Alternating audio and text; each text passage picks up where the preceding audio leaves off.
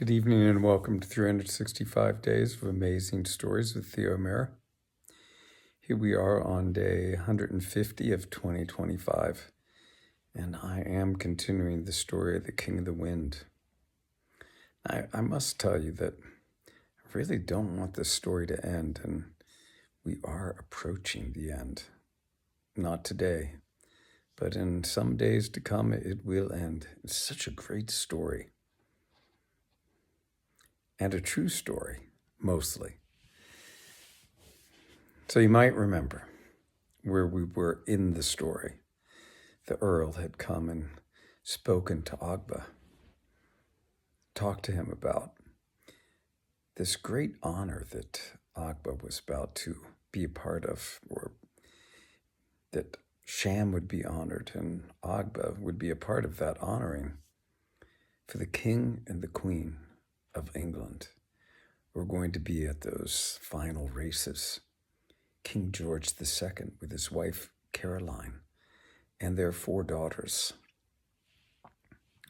Now, news of Sham's incredible sons had traveled all through the Empire of England, which included Ireland, and people were showing up for that final race from everywhere and from all walks of life, from farmers, workers, farm workers, to royalty. Everyone was coming out to watch that race. They wanted to see Lath run in this final race at Newmarket. Now, how did they get there? Carriages, horseback, walking, whatever way they could. They arrived the night before. Some of them slept out. Some of them, even though they wanted to spend nights in inns, couldn't find a room. All had been booked up. In the morning, people gathered. Food was scarce. The town was just out of food because of all the people that had come. But if you were lucky enough to be one of those people selling food, you could have made a great fortune that day.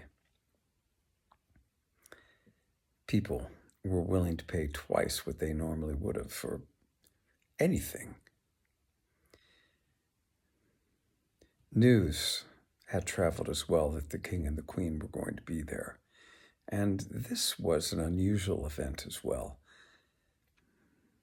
Think back those many, many years to a time before there were machines like we have now, before there were the billions of people on the earth, when the people who governed a country were, well, honored and respected, unlike much of what happens today. People from every shire in England and Ireland tried to get to this race. And as the morning progressed, everyone waiting until the sun would be at its midpoint, when the races would soon begin, had gathered in every available space where one could sit or stand to watch the race.